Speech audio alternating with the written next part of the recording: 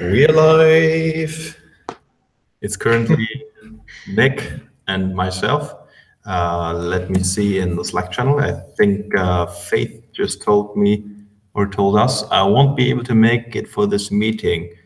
That is no problem at all. Yeah, maybe Matt is going to join us. And what I think is interesting on Agile Ventures, the webpage tells me the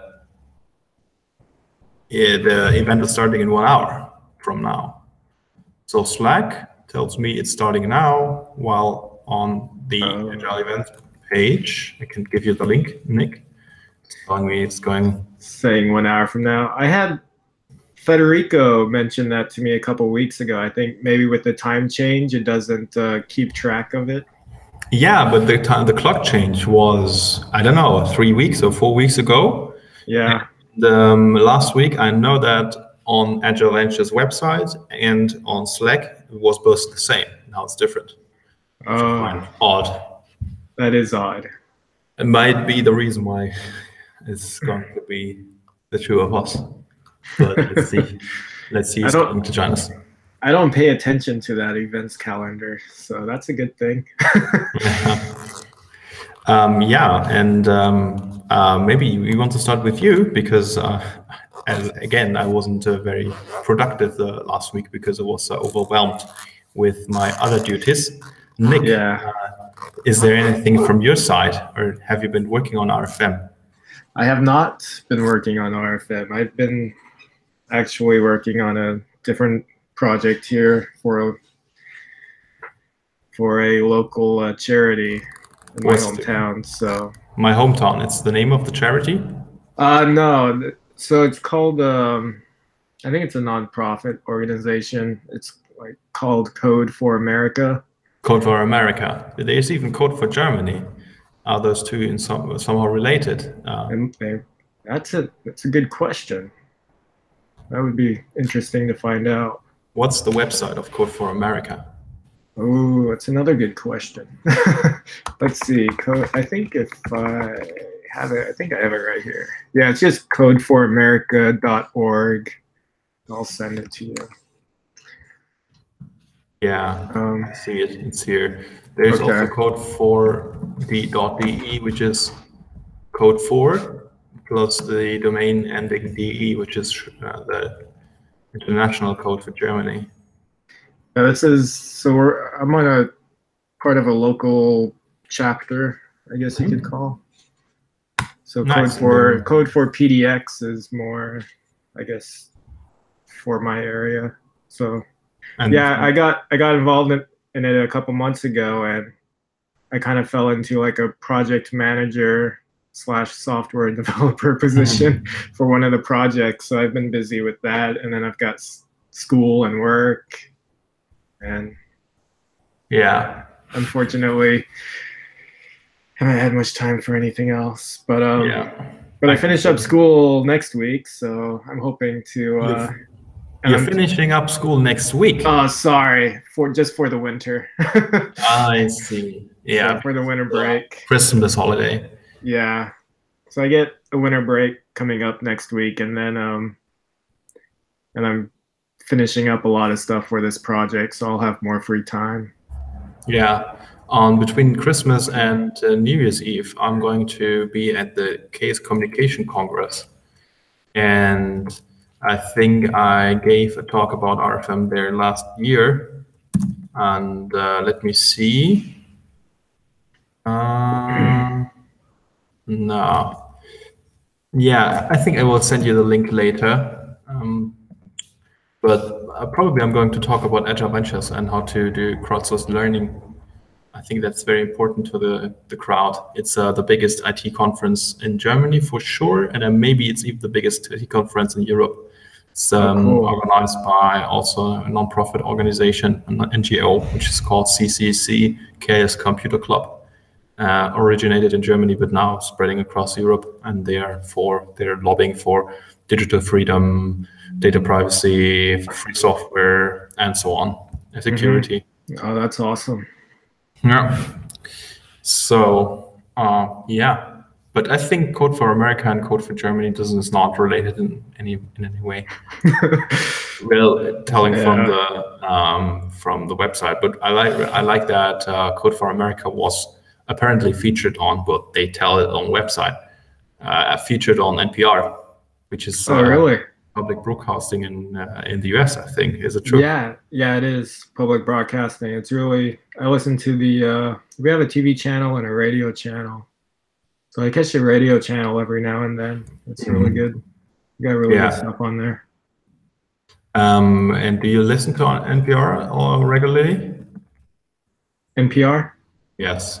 Yeah, I listen to that regularly. Like, is it good? It is. They got excellent stuff. They have every Sunday they have really good shows, really funny shows, comedies and stuff. But aside from that, like on the weekdays, they got the regular news reports, and they're pretty much the only place I get my news from. That and reading. So yeah, I think I also subscribe to one podcast, which is about economy. Pretty much the only podcast which I listen to that has to do anything with economy, which is not the field that I'm particularly interested in. But this one is very great. Is it like the Freakonomics podcast? Let me see. I'm going to share my screen again. Freakonomics, like freak or? Yeah, like Freakonomics. Economics. PR. No. I'll send you the link right now. I found it. Planet Money, that's the one. I know it. It's definitely Planet Money that I'm listening to. Oh, okay. They're great. But I guess Freakonomics is also good. Yeah, they kind of go into like it's pretty interesting. I like it. Yeah. There's also a book that came out, Freakonomics. I believe I read it all. I believe I read the entire book. It was pretty interesting too. They kind of like it went into the details of not your normal economic things you wouldn't think about that are economics. Yeah. And I don't know if you have I think you have seen it. Yes, Nick, you already directed to that video. I think, are they actually subtitles? Yeah, this one is really like, it could be, oh no. So they don't have English subtitles. That's actually pretty bad. Yeah, I was watching it and you didn't understand anything, right? I did not understand anything. That's terrible. Yeah. Maybe we should, because I need to learn more languages. Yeah. Terrible. Actually, do they accept subtitles? Like I did that once, and how can I? Sometimes YouTube videos allow anybody to submit English subtitles. Okay. And since this is like this video is basically, it could be an explanation video for RFM, because it's like they're having the exact same demands. Like in here, for example, they are talking about the not very democratic boards which control the public broadcasting corporations, where you as an ordinary citizen have no influence at all. And they are also demanding for more democracy and more direct influence from the people, in order to, for example, here to attract more young people, because the audiences has become really, really old. Yeah, so that's actually a good idea. I think I will get in contact with them, tell them about the project RFM, and maybe ask them if I can submit some English subtitles in order to send it to you and other people who are on this project, RFM. Yeah, oh, that'd be great. That'd be cool. Let me quickly write down to do, because I think that's something I can do within half an hour. Should be great. Subtitles. Vor kurz gesagt. Great. Hey, Matt. Hello. Ah, there's Matt. Hi, Matt. Hey. Just getting out of the NHS Wiki meeting. Yeah. You have been at the NHS Wiki and you just joined us? Yes. Nice. What's going on at NHS?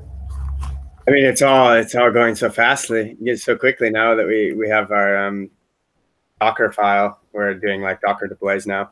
Nice. Open source, and we can make changes and switch branches and get stuff merged in, and like the workflow is much different than it was when we had to like just SSH into the box and like make a change and then like, you know, do the same thing on production. And now it's just like, if it works, then we can go to staging, and if it works, then we can get it merged into production, and it like reduces the, like before it was like I had to do things and then like Sam had to redo the exact same steps and hope that it, you know, worked on production the same way that it worked on the other servers, you know. But now it's just all kind of a little bit more automated, you know. So. And how do you deploy Docker in production? We're doing on Doku. Remember I was talking about we were talking about, maybe was it RFM or I think it was RFM. But do you how many servers do you have? So we just have for NHS Wiki, we just have the Apache, you know, and then we have Nginx, which is like what Doku runs. But like Nginx is like you know, is the middleware. Yeah, somehow. But you have different Docker containers, don't you? No, we just have one container. Really? Can you show it to me, maybe? Sure. Let me. Where am I? Not sharing the screen. No, to share my screen, I have to do like a little magic where I start this like VLC thing. Oh no! And then I come here, and then I can share the screen, and then I have to choose the application window, and I choose that VLC, which is like following my monitor, and then now you can see my screen. Yeah, I can see your screen now. So what exactly did you want to see? Sorry. I would like to see your Docker Compose file. Docker doesn't support Docker Compose. It's just all done with the Docker file. There we go. Okay, so you have just one Docker container. And how does the configuration of Docker looks like? I can show you so we have Cool. So we're kind of like Dockerizing all of the apps that we have on Docker. So we just have this one Docker file, which does this like long bit of thing, you know, which is like a bunch of stuff, you know. But there are other ways to get the size of the image down. You don't have to put everything with double ampersand. You have, for example, also multi-stage builds, so you can install the build dependencies, and then from that point on, only use the binaries and remove the build dependencies, for example, or just shrink down the Docker container to have only the things included that you actually need. Yeah, like this stuff here, I could install this in an entry point, for example. That would be one way. But then like then it has this Docker entry point, which comes here and does like some PHP to grab like the stuff from the environment variables that we need to build the local settings. And then we call this entry point, which is here. And then this like actually installs Composer, and then installs some PHP dependencies, and then like changes this line in the parsoid config so that we can use it for develop, staging, and production. And then it installs these two things, which are uninstalled during this install process for some reason. Not sure why. And then it creates the local settings PHP from all of the information that it grabbed from the environment variables, and then it like includes the custom settings PHP, which is what we like go adding stuff to. And then it runs the maintenance script, and then we change these other things on these. I can't remember why we need to do this hack on Apache. It's like rewrite rules. I don't remember what that was about. That was another issue that we faced, that we had to, we had to rewrite some Apache configs. I can't even remember what we're rewriting them to do. I think we're adding we're adding these this stuff, this on line 12 and this on line 13. Then we start the parsoid service, and then this like calls the command to start Apache. Yeah, I see. Yeah. Okay. Great. And one last question regarding that setup. You said you have staging, you have production, you have also custom builds for commits and pull requests? Yeah, so we have, it's all open source, you know. We have like a GitHub repo. We have somewhere. But does the pull request give you, if you open a pull request, does that give you a deployment? No, that we haven't got. We have like that automatic deployment set up for local support and for Met Plus, but so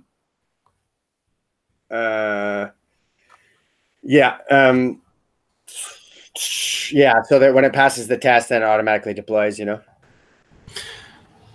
Can you show me how large your Docker container image is right now with, for example, Docker images? Yeah. Docker images. So I need to do a cleanup of my computer. There's website 1, OpenJDK, Composer. Yeah, I need to clean this up. Met Plus. So many Docker images. Yeah, it's a lot of NHS in the This one, I did this one yesterday. That was kind of cool. I can show you by. Because I think there's a file size limit. I don't know how much, but I think it was 200 megabytes or so. And if your container image is less than that, you can, for free, deploy your Docker images to this service called Now. It is super easy to set up, and it gives you the deployments for each commit. That's pretty awesome. I think they're definitely bigger than that. Like this one's at 1 gigabyte. I see. Okay. Yeah, maybe you have to shrink or minimize the Docker image, maybe. I got this one down to 572 megabytes. This one was at 346, you know. But I don't know what these numbers actually mean, because when I upload my Docker images, they are smaller than what Docker images tells me. Like this. Yeah. Yeah, on my machine, sometimes the Docker image was a couple of 100 megabytes large, and the Docker image that got uploaded was way smaller. I think it's because caching and share volumes, and then they somehow get into this image. I don't know, something like that. Yeah, it's like if I come, I was just I was up until like 1:30 in the morning, like trying to get it, like we were at 98% on our other box that Met Plus is on, and so it was like kind of we couldn't deploy because of it. And then I ended up like I can't remember, it's like the max depth, you know, and like the actual apps themselves like we're much smaller than access message file or directory. Okay, they are much smaller than the images themselves, you know. So I'm not sure exactly either. Yeah, it depends, of course, on the base image. So if your base image is pretty big, your resulting image will also be big as well. It will not be smaller than that. Linux Alpine is a really small Linux distribution. If you have another distribution, let me see. Where is it? It depends on which. It depends on which one. Like we don't use like in. So I guess in the NHS wiki, I don't think we use Alpine. This one here, I was using an Alpine image, and you can see it's like 346 megabytes. But then there's like if you have if I'm not mistaken, Alpine doesn't have you need to do like you need to change it to like APK, instead of apt-get, because there's no apt-get. Yes. The way of installing things is different. Yeah. Nick, can you actually follow us? Like, can you do you see what we're doing here? Why? Sorry, I was doing something else. I heard you were talking about shrinking maybe, the Docker file, and the uploaded version might be smaller than the actual version on your development environment. Yeah, because the reason why we want to minimize it is, I'm going to share my screen for a second. Okay. So you said you want to become a product manager. So as Lindsay, I think. No, and I do not want to become a project manager. She's going to be a product manager, but you're becoming a product manager by accident. By accident. It's the same thing, more or less. It doesn't really matter why you could become one. You want to be. Yeah, it is true. If you're doing that kind of stuff, then you are very interested in development processes and development principles. The thing that you would learn here on Agile Ventures, who are committed to Agile methodology. And one thing I really love and I think is really valuable is to get deployments for each commit, right? So here you can see that now the service is deploying each commit. Every check means there was something deployed. And if you click on it, you will get a custom URL. So here you can see, I don't know what it is. I guess it's the... So this does it for each commit, not necessarily each pull request, or... No, it's for each commit. Wow, that could be very useful. Yeah, so the point here is if you have people who don't develop code on your team but are interested or are part of the development process, and I guess for Code for America, or what was it called? Code for America, right? Yeah. I guess you have people there, then you can send them on GitHub and explain the process, and then they can give you valuable feedback before you actually deploy anything to production. Right, so every pull request gets deployed to a separate deployment. So here you can see once you push commit, it will get deployed. So this one is a deployment, this one is a deployment, and here you can see that I'm trying hard to reduce the Docker container image size. Yeah, I was doing this as well yesterday. There's for the free service of this service. So for the free plan of the service now by Site, I think. Yeah, the company is called Site, or how do you pronounce it? It's Z-E-I-T. Zeit. Zeit. Like that guy?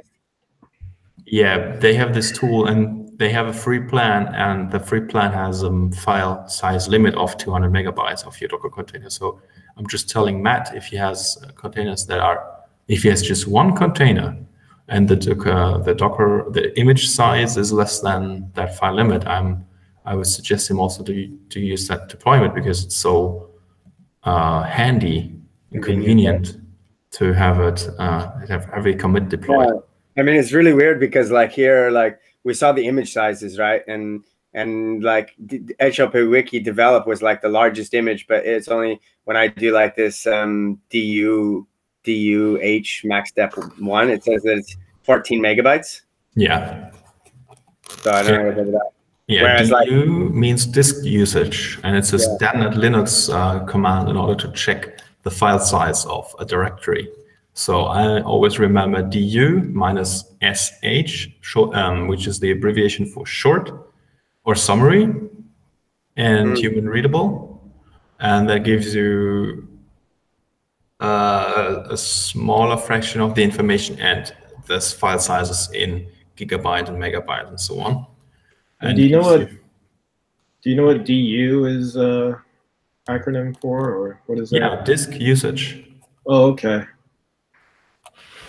Yeah, I'm going to focus on Matt's screen. And if you, for example, say manual and space DU, you know the manual command, do you? Yeah. Yeah, I don't have it set up on mine actually, for some reason. I don't know why, but it works here. So. Usually they would tell you what DU stands for. Okay, they don't. They just say estimate file space usage. Yeah. Where? Here, in the description. Ah, yes. And there's the usage with all the arguments and so on. Oh, nice. Yeah, you can always check out either M for manual, and then your command, or if they don't have a manual entry, then they usually respond to the name of the command plus minus help.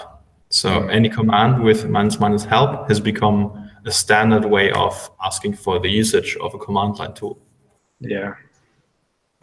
Right. So since this is the RFM meeting, I would maybe ask if we can do anything related to the actual project. I mean, that actually a good idea. Yeah. So I want to get re-familiar with that issue that you assigned me to, if it is still assigned to me. Yeah, I think I plan on attacking that maybe after next week. Can you show us your screen? Oh, you want to see my screen? Yes. There's nothing interesting on it. Do you have a browser? A browser?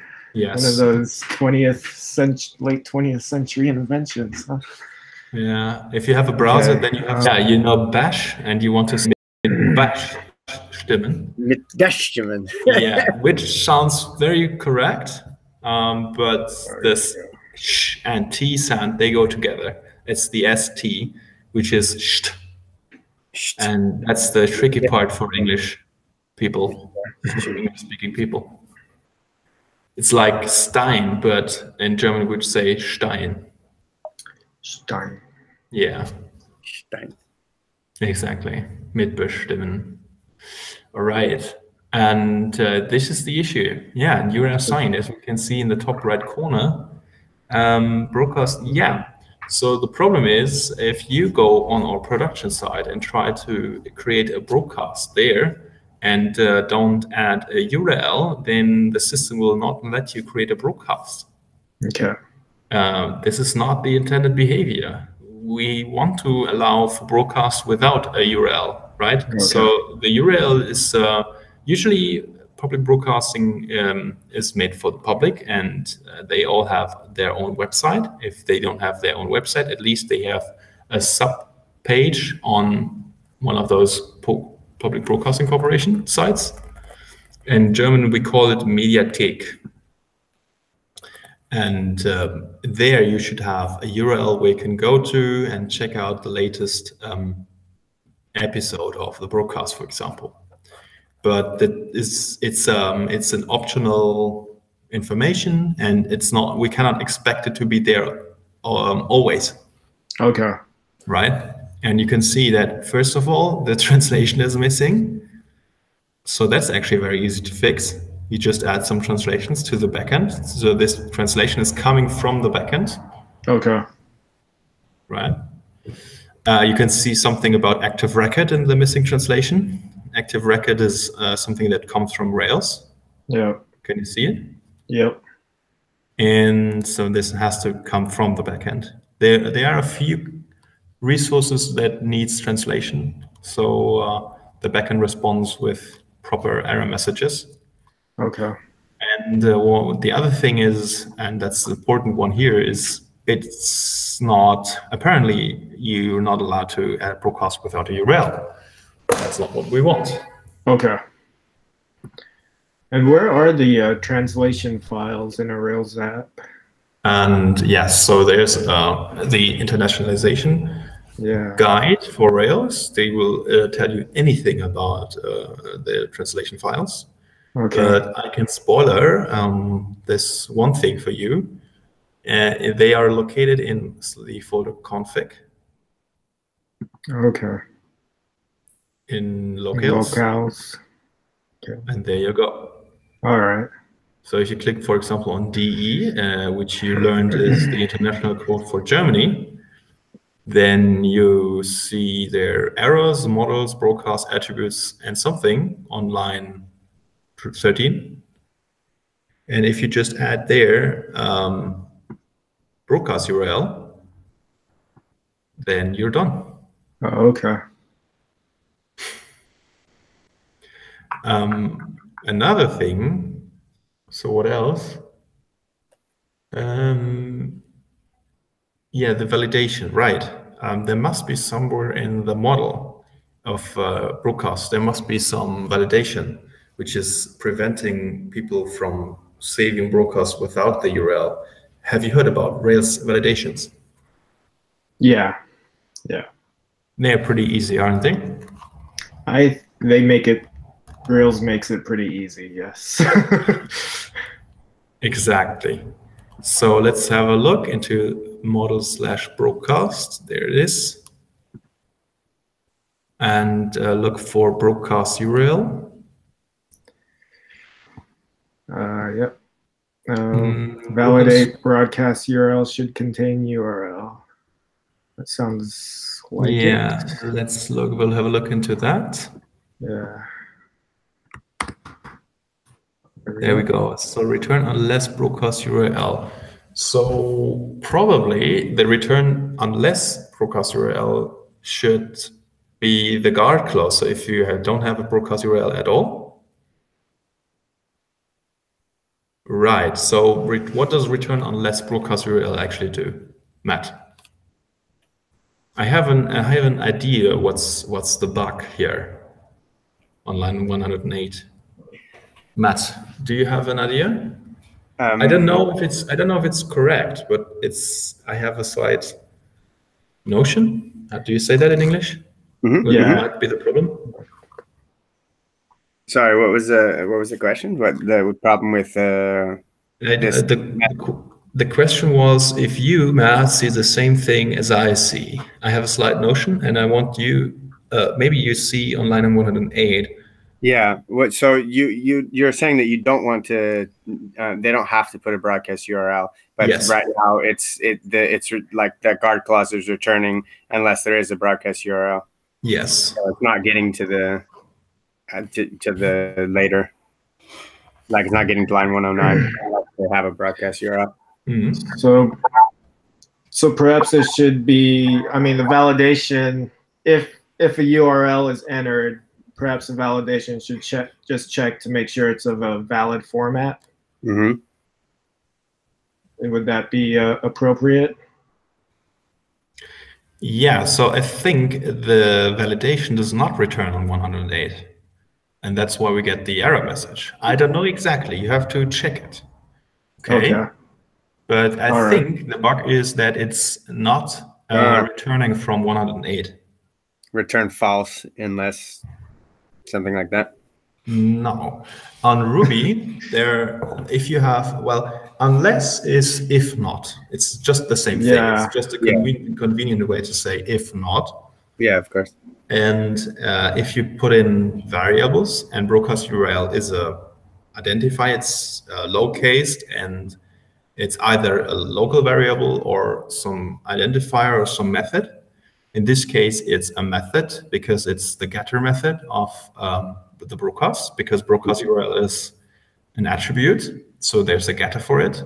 Mm-hmm.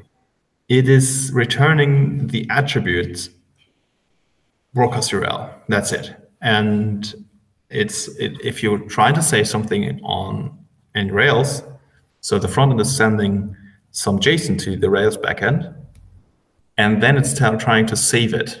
And whatever was sent to the backend will be what's returned from broadcast URL. Broadcast URL will be some kind of string. Mm-hmm. If you say unless, like return if broadcast URL dot blank or something like that. Exactly. So my presumption or my assumption is broadcast URL here is an empty string. And the front end, for some reason, is not sending null; it's sending empty string. Empty string. And we're not checking. Empty string is true. Exactly. So empty string would be true. It evaluates to true. Everything that is not false or nil, sorry, everything that's not false or nil will evaluate to true. So does empty string. It will fail here. Yeah, exactly. I see what you're getting at now. So there are two ways of fixing it. Let's say I'm right and just assume that this is the actual bug. Okay. There were two ways how I would solve it. You could either ask for return unless broadcast URL dot blank. Yep. Which will be okay for nil because I think nil is also blank. Rails is patching nil class, and nil class, I think, let me see, let me check. Or Nicholas, do you have a terminal for us? Sure. So IRB is Ruby without Rails, and if you say nil dot blank question mark, it will give you no method error. Actually, I'm not in Rails console. Yeah. I'm in a Ruby console. I need to get it. Will that be all right? I know. You will get a no method error, but you can just call it to us. There we go. No method error. But if you say exit and then you go into the repository of us and say bin Rails or just Rails and then C, short for console, that should give you the Rails console with all the patched classes patched by active record. No, sorry, active support. Mike, you just joined us. Hi. We're so into the conversation that we didn't really welcome you. All right, let me go into different.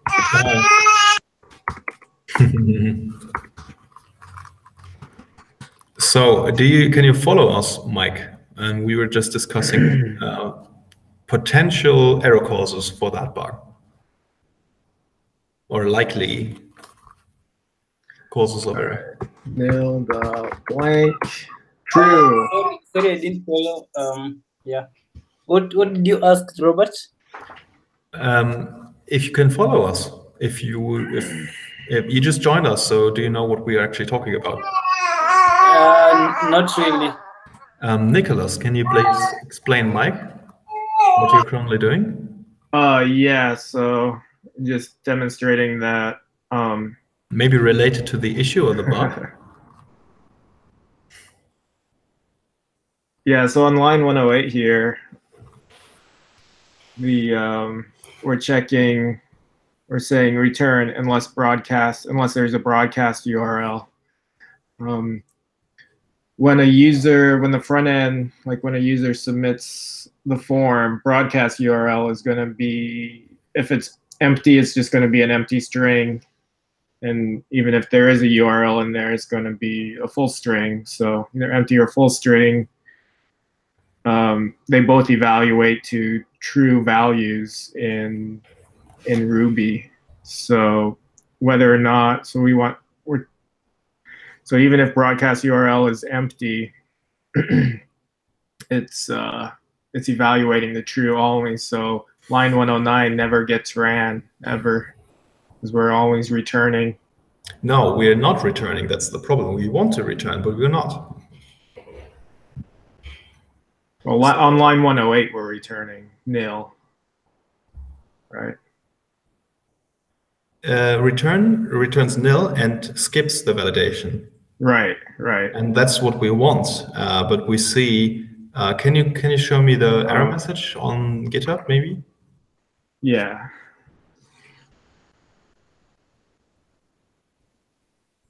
No, I don't. GitHub. Yes, there we go. So it's active record errors, models, brokers, attributes, brokers, URL, invalid URL. So I believe that if you go back to the code, just remember invalid URL, the last key. Okay. That we have the error added on line 111. Okay. Right? And we want to return before reaching 111. Okay. So if broadcast is blank, we want to return and don't do anything. We don't want to add the validation error. All right. We are doing the validation always. You're correct. Because I don't know. It's an assumption. Yeah. Unless always confuses me. Yeah. All right.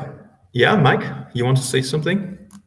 Yeah, someone once told me that unless should only be used.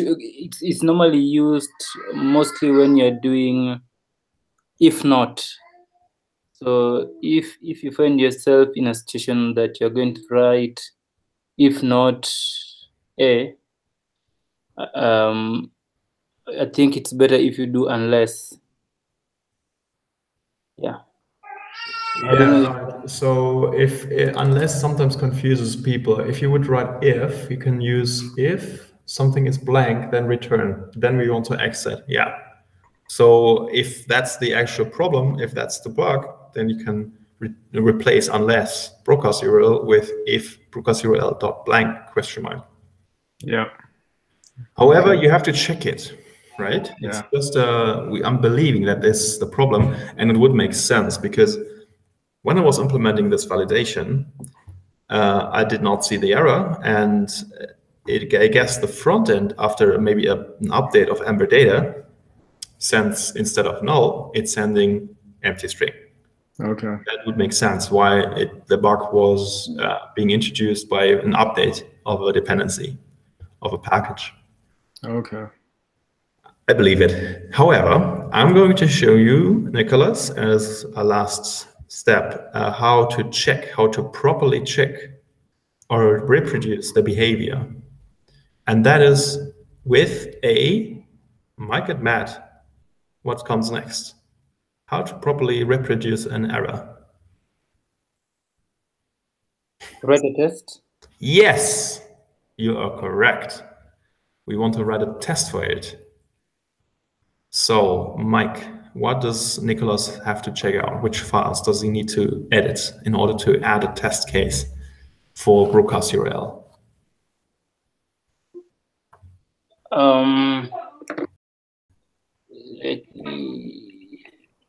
I think in the spec directory you will get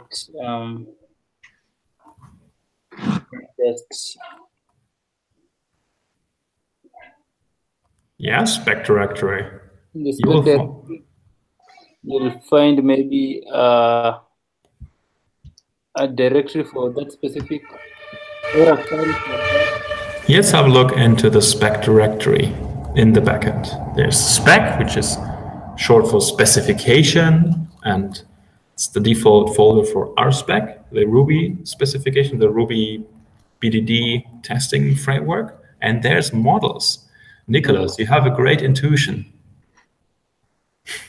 Thanks. And there is broadcast spec, which is the perfect place for writing validation test cases. And there you can see that there are also some validation test cases already. Alrighty.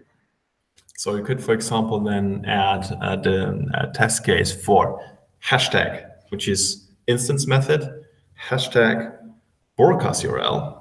Have a look if you can find something about broadcast URL in this file already. There we go. On line number 335, you see describe hashtag broadcast URL. So everything in this block has to do something with the broadcast URL. And we're not correct, because on line number 342, you can see that we're actually testing.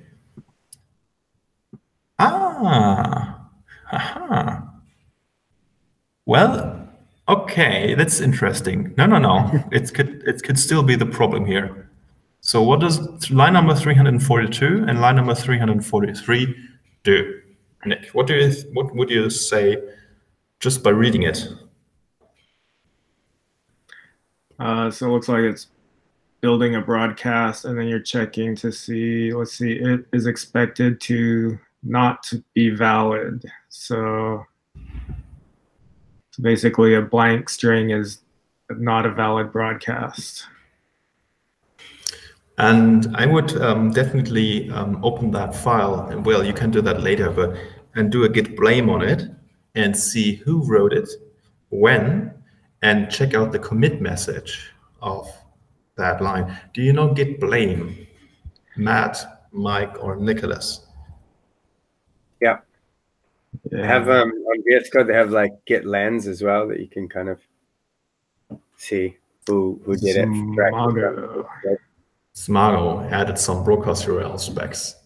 And I would ask Smago, which is unfortunately not an active contributor anymore. He was once, but I would at least check out the commit message and get some hints. What was the intention of not validating empty broadcast URLs?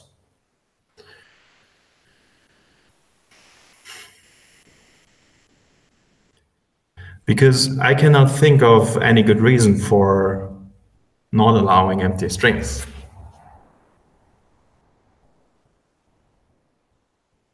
Right?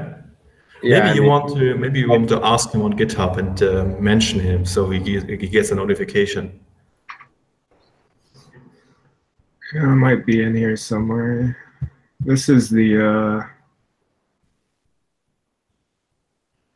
yeah. This is the pull request. Yeah, link to broadcast. Check out the commits that changed the file, because in the commit messages sometimes you have a better explanation why especially that particular line of code was edited and for what reason, so on, so on. Do you know that you can go step by step through the commits in a pull request? Yeah, how do I do that? So you go to the tab commits, correct? Okay. Yes. And then you click on one commit, for example, the first one, and then you can click on next and previous. Okay. There you go. There's no previous because it's the first commit in that pull request, but there is next. It's in the top right corner of that view here. There you go. And you can see the commit message on the top part at broadcast URL column. So we have sparse commit messages here, but you have to, well, either you just ask the contributor directly, or you just assume maybe there was no purpose or no intention. I don't know, but it's the best way would be to ask to those people. Okay. I think, I don't know what Smago is doing now, but I would guess he's still active, so he's at least responsive. Yeah, I think he's active. I think he responds. Yeah, so you can do that and ask him why he doesn't allow broadcast URLs with empty strings. So we have already a test for it, and actually we want to reverse the behavior. We want to allow broadcast URLs to be valid. So you could, if you go back to the specification file, this test case file, you could just change not to be valid with to be valid. Right. That'd be super easy. And if you're already doing the implementation, maybe I can give my 2 cents in here how I would solve it. In order to have some normalization, well, we could just allow empty strings for the attributes, but the best way would be to, since this is a URL, to normalize null values. Matt, do you know what I mean by that? What does normalization means, and what does normalization to one null value mean in particular? No, I don't. Mike, do you know? Mike, do you know what normalization means? Normalization in terms of databases? Mm-hmm. I think I just know. I just know it where you break down.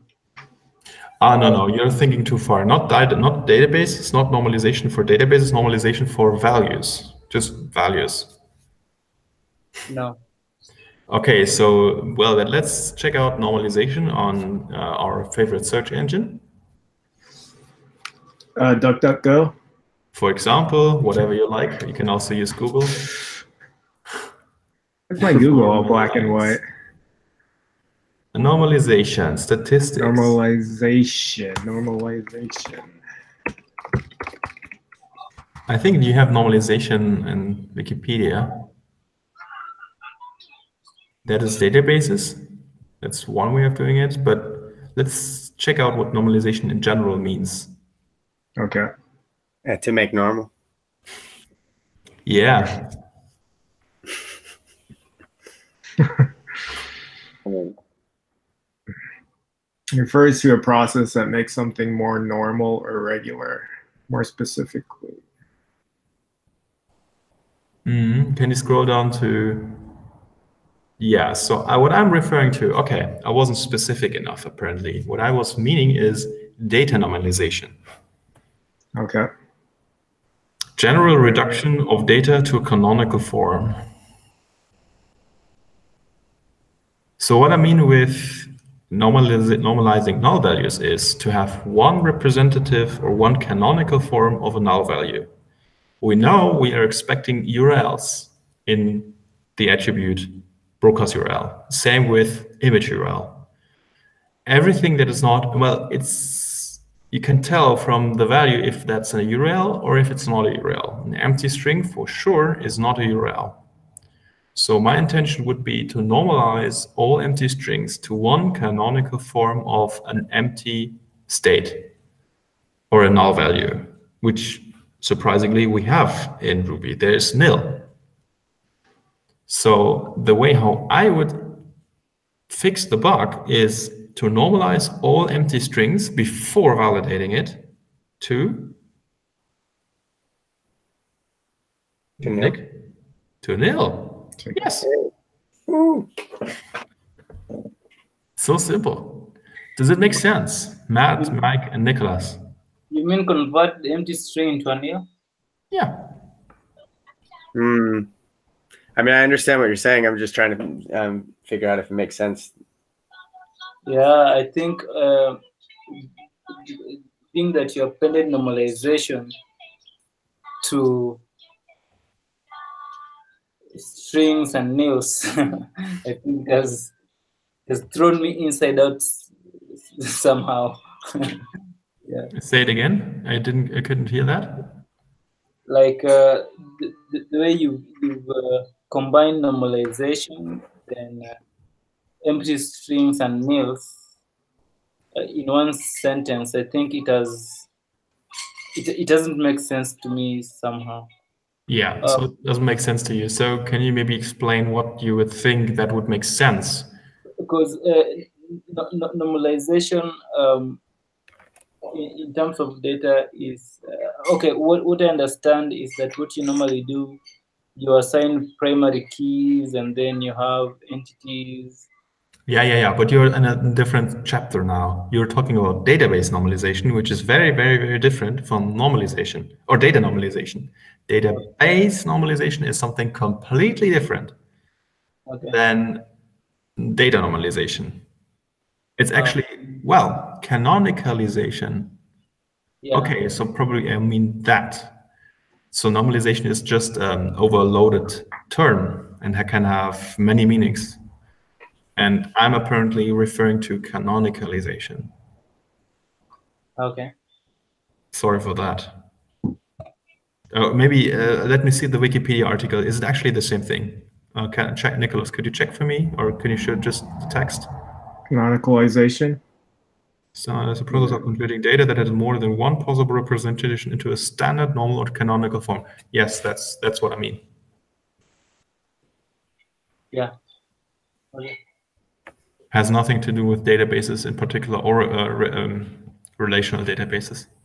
So this canonical form is it as per one's perception, or how do you decide that nil is more canonical? And yeah, it's depending on the use case. So since we're talking about URLs, Or maybe someone else can answer the question. Matt and Nicholas. What's the question? Yeah. Go ahead, Matt. How can we decide what is the canonical form? Yeah, I don't know. Sorry. More than one possible representation into a standard or normal or canonical form. And how do you know what's the canonical form? Well, I mean, for a standard web address, you always have the, I forget what that part is called. But the protocol? The protocol. And then Yeah. you have the, you have the base, and then you have the endpoints. Yeah. So what I'm talking about is I don't want to normalize URLs. I want to normalize everything that is for sure not a URL. All empty strings. How many empty strings are there? Indefinitely many. Yeah. There's the empty string with 1 space. There's the empty string with 2 spaces. There's the empty string with 3 spaces. There's the empty string with 4 spaces. There are even empty strings with tabs or new lines. So you can have multiple combinations of white spaces, and they're all, well, rubbish in a way. So it doesn't hurt to normalize everything that's an empty string into nil, since we're talking about URLs. For us, it's all a nil value. So apparently, the Amber Data frontend is sending nowadays, instead of null, maybe empty string, right? It's sending a JSON. And I don't know what happened, but probably because of an update, it's not sending null anymore. And the Rails backend now complains about not having a proper null value in the payload. Can you still follow me? Do you know what a payload is? Yeah. Matt and Mike, do you know what a payload is? Yes. I think. I mean, well then, Mike, can you explain? With our React front end, we've been using like in Redux, we're using payloads, you know. Yeah, Matt, maybe you can explain what's the payload. Have you set up RFM right now on your machine? Do I have it set up? It should be. I don't know. It's probably not up to date. I would just want to maybe I would like to see it in action, you know. If it's possible, please open your browser, start the RFM, and show us a payload. Show us how you create a broadcast and what is the payload that goes from the browser to the backend. Okay.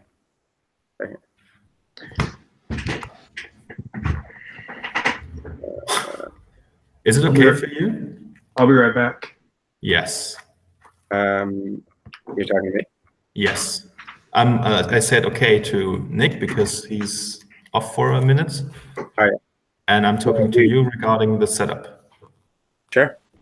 No problem. No problem. It just takes me a minute to share my screen. Okay, there we are. And yeah, there we are. Where are we? No, we are here. There we go. And then we go Rundfunk mitbestimmen. Yeah, but if you send the payload to the production server, you're going to create a broadcast. You can do that, but yeah. I mean, there's no validations that I like, you know, if I try to. Can you maybe check if we still have our staging environment? You can create as many broadcasts as you like in the staging environment. What's the address? Let me see if it's still up. It's not secure. Yes, it is. Here you go. It's a little bit outdated, but no, there's no staging.rundfunkmitbestimmen.de, unfortunately. It's hosted on a different server. It's just front end? It's rundfunkfrontend.roschäfer.de. Oh, okay. So this is the staging server. I cannot see the URL. I just hope that it's the staging URL now, yeah. Yeah, that's the problem with the... It doesn't have staging in the URL. It's just saying Rundfunk minus or hyphen fronted. Yeah, it's hyphen front end. Now you can see now. All right, so it should be possible to create their broadcast as well, and you should be able to log in. Yeah. Let's try. Log in, signing in with OAuth. Oh, look, the old sign in. Apparently, yeah. Or is it? No, it's the new one. Oh, is it? Yeah, it is a hosted page. It's Ah, not that's the model. the log on the page itself. Logging in, logging in, logging in, logging in. There we go. Right, cool. Well, now, you were saying I would come here to like Democracy Now, and I would search for that, and then it would say, no Democracy Now. What? And then I would come here, and I would say, this is an awesome independent. What is Democracy Now? Is it a broadcast? Yeah, it's a good question. It's I was looking here at this GitHub thing. This is a test PDF. Yeah, it's actually a broadcast. It's really nice. They don't get it in Germany. I don't know. I don't think so. Or maybe I just don't know it. They're completely independent. They don't receive any money from like corporations or I see. Okay. About. So it has a group or a selection of broadcasts. Yeah. Is this too long to store in the database? Probably not. I don't think so. I think you can paste it in the description perfectly. Yeah. And then before you hit the submit button, could you please right click and say inspect and show us the network traffic? Yes, of course I can. So we can see the payload. Payload. Manifest. Nothing happening here because you didn't send a request. Yeah. Browsers are recording it, but now you have to say submit, and then you should receive. See, this is the thing. I can't add the station wouldn't exist here. So I think I have to. I don't think I can do without. Yeah, it's fine. It's the staging environment. There's a limited list of stations. They're all well known. The only thing you can do is could say online, and then it doesn't have a station. It's just having a website. It's actually is online as well. So that would be correct. Yes. Yeah. And if you say Are we ready? Yes, we are ready. All right, here we go. Woo! Look at this. Yeah. Hey, look. Translation missing. Yes, and it's exactly the bug that we want to reproduce. Active record errors models. Yeah. Okay. We have two requests in the network traffic now. There is the options request. So the first one is just checking cross-origin requests and it's saying what? Okay. And then there's the actual request that's sending the payload. Do you know what cross-origin requests are actually on? Yeah, we're dealing with that right now with the React front end that we are getting blocked on. It was blocking our CORS requests, and then we added the gem rack CORS, and now it seems to be working, or it stopped working. No, I think rack CORS is a little bit buggy, but it's if you just say access control allow origin or asterisk, then and we do that, then we allow cross-origin requests from all domains. We had that like that, and then Federico seemed to not be comfortable with that and wanted to just add like the actual HTTPS that we're making the request from, which I'm not sure why. Federico is right. Federico is right on it. It's bad practice to allow all origins. It means that you could create a new front-end site and manipulate the data, send it to the backend, and the backend would accept it, even if the browser was coming from another domain. So that's actually the problem that cross-origins, this security policy is trying to solve. But that's for another topic, I would say. So as you can see, we have a security issue here. But what I actually wanted to say is that we have two requests. One is checking, who's doing this option thing. That's the HTTP options request. And then if this is successful, it's sending the actual payload. The cross-origin requests is preventing the browser from sending the payload, which could, for example, include sensitive data, right? So that's the only reason why I was bringing this up here, because it's somehow related. And where's the payload? Can you show us the payload in that request? Requests, URL, method. You could, for example, click on the tab Preview. Preview. Oh, there we go. Errors. Okay, so now I'm myself a little bit confused because this is the response. How do we see? Okay, maybe you have to go to the headers again and scroll further down. No, it's definitely in the other request headers. But what's the request body? This is the authorization. This is fine. Alive, origin, refer, request payload. Here we go. Data, democracy now, title, attribute. The broadcast URL, look at that. It's an empty string. There we go. As you expected. And for some reason, no, though, the image URL is no. This is really strange, I have to admit. I mean, I did enter that field and like hit the space a couple times, but then I deleted those spaces, Yeah, so why on earth is the field broadcast URL in any way different from the field image URL? It doesn't make any sense to me at all. Okay, Mike is back. So it's a front-end issue, not a back-end issue. It is both. It is both. So the front is behaving differently, which is awkward. This is just awkward. It's not a problem in any way, but it's just weird.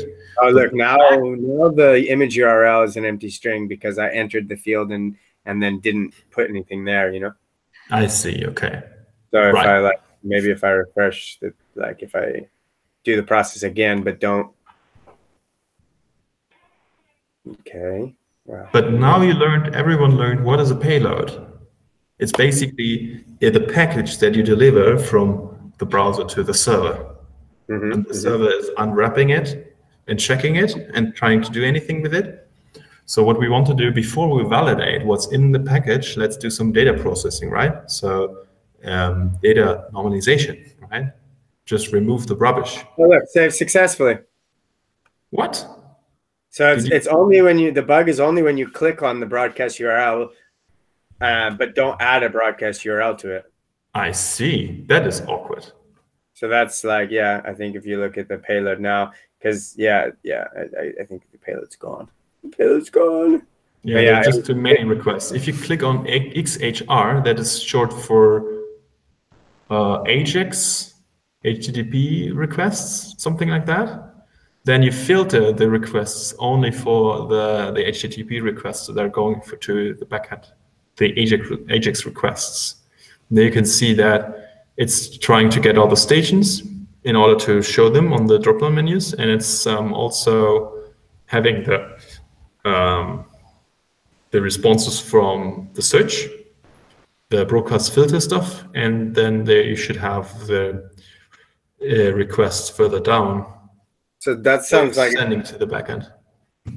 That sounds like it's definitely not a front-end thing, because that's what I would expect, is that if you click on a field but don't enter anything, that it would come back as it would send it as an empty string. I don't care what the front is doing. It might add an empty string then, or whatever it's doing. It's fine if you click on it and it's trying to add an empty string and then leaving it as it is. That's acceptable. Yeah, right? I wasn't suggesting you cared about it. I was responding to Nick saying it was a front-end issue, and I was saying that I think it seems like more of a back-end issue, because you don't care if they send an empty string or they send null. You want to not block the broadcast from being created because of that. Yes. So in that case, if you just have empty string, then I would say it's okay to accept to pass the validation and just remove the empty string. While if you would enter something that's not a URL, for example, the letter A, or hello, or whatever, or I'm not a URL, something like that, that should return something. Yeah, yo, yo, yo. That should definitely return a validation error. Oh, invalid URL. Something like that. It should respond with a proper translated error message, not something like translation missing. Yeah. What if I do a bunch of empty? Yes, that's now it should accept it and just save it as null. Yeah. Yeah. Right. So Nick, this was a very in-depth tutorial about data normalization, what is a payload, and so on. Does it help you? Do you have a rough understanding what is the way to go here? You're muted, by the way. You have to unmute yourself. That's why you weren't hearing me. Yeah, it's great. Yeah, good to go. Yeah, cool. I think you have all the knowledge that you need in order to fix it. So just shout out to Smago and Sigu, who have been working on that particular code. Ask them, why did you want it to validate or invalidate? What's the correct way of saying validation failing in English? Invalidating? No, invalidating is to do something. Validate. Yeah. Yeah, but ask them why do you don't like empty strings? I will ask just like that. Why do you not like empty strings? Context or what's your problem? What's your problem with empty strings? Exactly. and then listen to them and then decide what you're going to do. But I guess you just want to swap the behavior and just normalize the empty strings to nil. And that would be it. Sounds good. Cool. Right. Since it's already 20 past 8 on, at least in Germany, 8 p.m. I guess we're talking for an hour or so. Yeah. And that's why I would now ask you if you have any further questions or anything you want to bring up. Matt, Mike, Nicholas.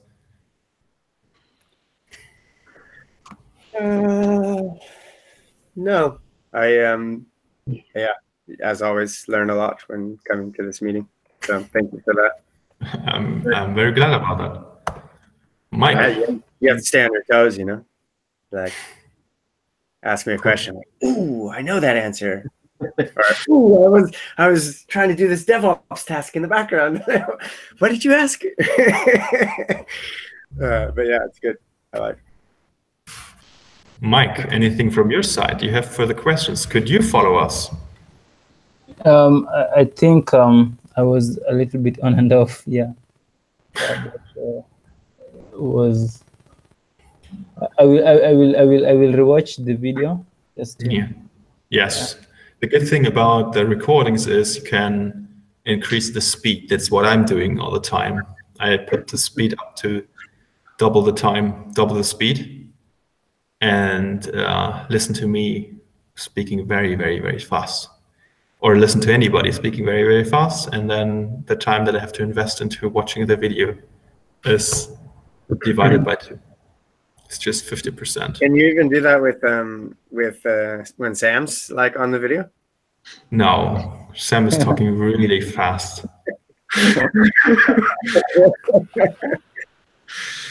Yeah. I was gonna say there's only that one you needed like 1.5 it or just like one time or something. Yeah, I think for Sam you have to scale it down in order to understand it.